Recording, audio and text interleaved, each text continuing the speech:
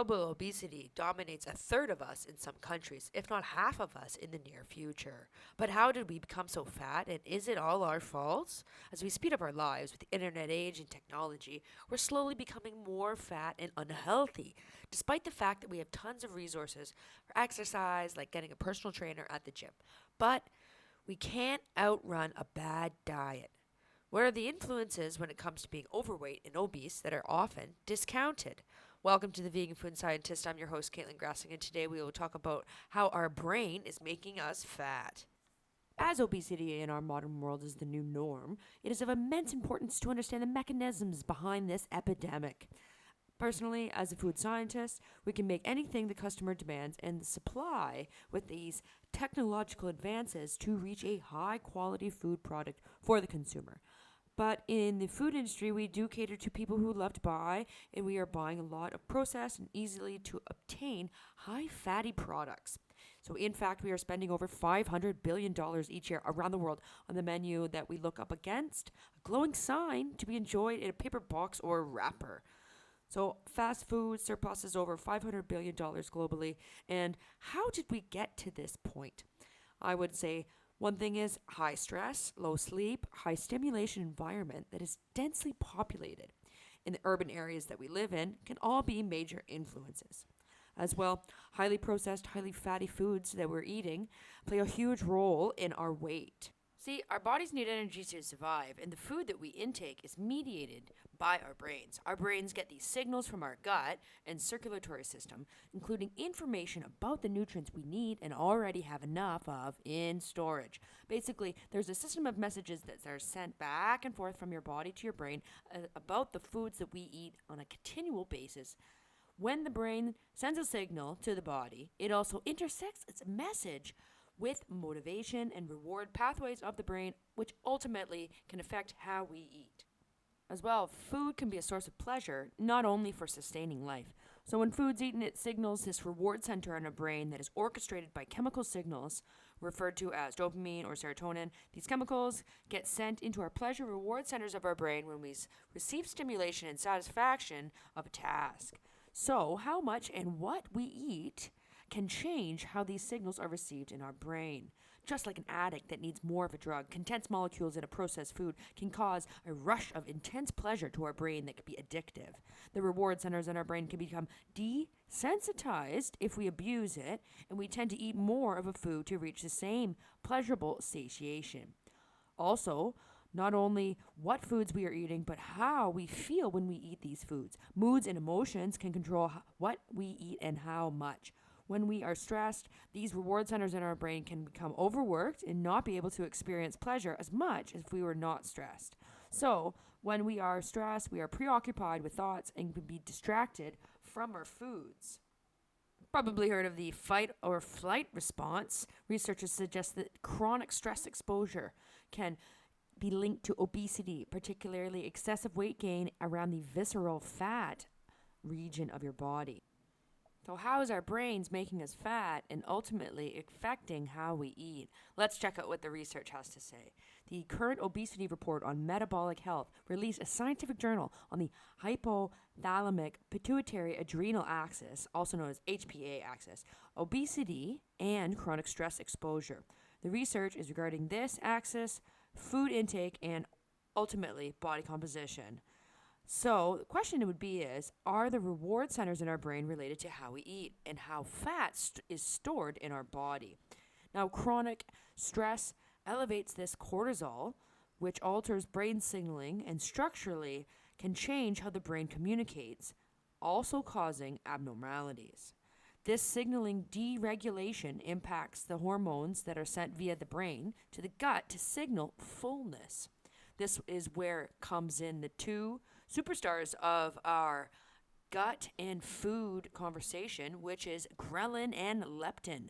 Leptin and ghrelin are these two hormones that are used to signal hunger and fullness. So you can think of one as a gas and one as a brake. When one's on full tilt, the other one really doesn't have a job to do. So when you are hungry, ghrelin is high signaled in the gastrointestinal tract. After eating, leptin, that is stored in the adipose tissues, is high, signaling the satiation, and then ghrelin drops back down to a low. So think ghrelin would be like your gremlin in your tummy, and leptin would be the signal in your brain saying, hey, that's enough now. So under normal conditions, you would reach homeostasis. But why do obese people have low leptin levels? These researchers found that low leptin levels are found in the blood of obese and overweight patients. But why? The reason is that we eat energy-dense, high-fat, high-processed foods such as, for example, easily just saying like dairy, cheese steak, any sort of animal meats, processed foods as well, any sort of fatty foods that we intake having saturated fatty acids. These fatty acids are sneaky in that they pass through the blood-brain barrier into our brains. They can cause inflammation in our brains, which causes leptin to become irresponsive. So this is the real issue here. In other words, leptin can't get any signal out or in because of the saturated fatty acids blocking the neural pathways. So our stomachs are not getting this leptin signal saying, hey, we're full over here, and causing the habit of ultimately overeating, which contributes to weight gain. Leptin resistance by poor food choices causes the blood that circulates down to the stomach having low leptin levels and still triggering the starvation response. So that's why people with fat who enter these diets keep their weight on due to their leptin signaling resistance. There can be other reasons for low signaling, such as a genetic mutation in leptin that causes people to naturally gain weight on. Another really interesting fact is about babies being born with low leptin. So if a mother is obese or fatty, then these low leptin signals will also be sent to the baby's brain. This causes the baby's brain to also have inflammation in the hypothalamus, low leptin levels, and can cause a loss of leptin signaling, which can cause childhood obesity and subsequently adult obesity. Their brain pathways will be primed for more energy-dense foods, says the researchers, due to their nourishment from their mother's diet and leptin levels, ultimately her brain inflammation. So, this can cause childhood obesity, where researchers show that if you're a child and overweight, you're likely to carry that onwards into adulthood. This is a dangerous game that we're playing, and even if you are a mother who is overweight, this is another dangerous factor of you having a baby. So, if fatty foods can lead to brain inflammation by having their components pass through this blood-brain barrier, then what can we do to prevent this and help our obesity epidemic? The power of plants.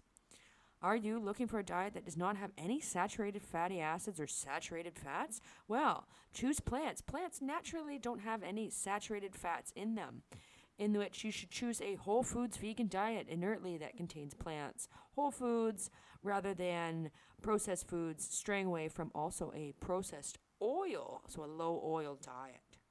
Other than fatty diets, we're stressed. We're stressed from work. We can be stressed from the home, life, school, family. We can all relate to life stresses. So eating can be a source of pleasure even when we are stressed. The other end of that sort is when you are stressed, this elevated cortisol level can cause a non-homeostasis state in that you're not full, and external factors such as foods having a high value of one of these four caveats. So the first one is reward. Think of craving that ice cream sundae or a buffet, something that has a high price, a high tag, a reward tag for you. Number two, eating while we're standing up, while we're eating while we're walking, eating in front of the TV, eating in the car, eating at a movie even. Because we're distracted, we're not able to cognitively have that same feedback loop of, hey, this is where it is going inside of my body, and distracted eating really can cause overeating easily. Now, number three is memory. Think of homemade foods with good memory, nostalgic value, fast food meals that you love to enjoy and have memories attached to it. Memories and creating that extra boost of serotonin, of happy feelings attached to that food really does take a factor. And the last one is eating behaviors. So do you usually eat alone or with others? We're social people, so generally we enjoy our food and eat slower when we're with other people rather than alone. How do you take time to eat your meals? Do you take it slowly or quickly? Where are you when you eat your meals? Is it comfortable or well-lit place? If it's a dim-lit place, you're more likely to eat. If it's not comfortable, maybe you'll shove down your food. So how do you choose what you eat, when, how much, and what pleasure value is attached to each meal? As a result of any of these or in combination, non-homeostasis state can be reached. So from reward, attention, memory, or eating behavior, these can cause altered signaling, which also ultimately just makes you overeat. So this increased energy intake can be in the form of calorie contact, eating too much of the wrong foods, and not knowing when you're full. Energy increase can take the form of altered macronutrients, such as liking a certain type of food. So if you like a certain type of food, think of high pleasurable, high fat, high salt, high protein, such as maybe pizza, fried chicken, or nachos, something like that. So when the HPA axis altered its function, scientifically this relates to a decrease in hippocampal and frontal lobe volume. Researchers found that this decreased brain volume can be seen in overweight and obese patients. So not only decreased volume, but also metabolic abnormalities, diabetic insulin resistance have the same pattern if we see an altered HPA axis functioning. These researchers conclude that the HPA axis plays an essential role in the obesity and diabetic epidemic in our current global world. We have to be aware of how our society is propelling us into obesity. As a world that's full of easily obtainable calories, high fat, high sugar foods, is it coupled with a heightened level of ambient stress. The brain reacts to how we receive stimulation with the HPA axis activation and constant exposure to stress has these behavioral, metabolic, and neurological consequences. So another question for you: how do our brains choose what food we crave, prefer, or like to eat? Scientific journal published in the National Institute of Health looked at stress and obesity and their role on our brains. So the HPA axis, researchers looked at metabolic diseases, the role in obesity, and how stress manages these conditions. The research is guided by a recent study publishing a link between upper body obesity and a deregulated HPA axis. So what is upper body obesity? As you can see in this illustration, upper body obesity, you can see it has a apple body type versus pear type.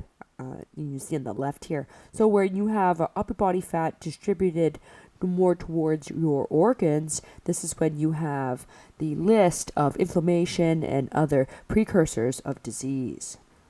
When we have metabolic disorders, it may be due to a shortcoming from genetic inheritance of the mother and her health, can be the person's sleep deprivation, or the person's poor diet.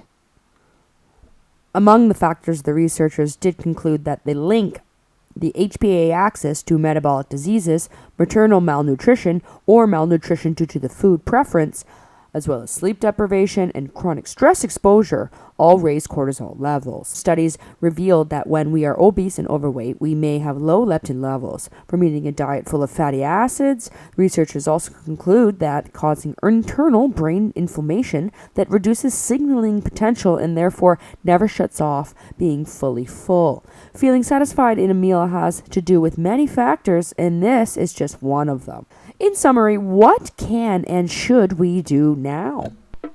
Number 1, we can make a plan for getting more sleep.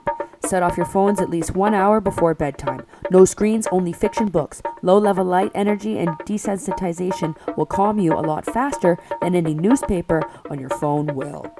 Number 2, we can set up a schedule for exercise daily. You can exercise with a friend, in a group, or by yourself. Plan for an hour, make it important, and make it part of your day because you are worth it. Number 3, we have time to relax and reduce our stress exposure. This means put away those screens. Whatever it might be, include music. Music is a universal language that seems to relax us. Being outdoors has many benefits and get more active if we're in nature.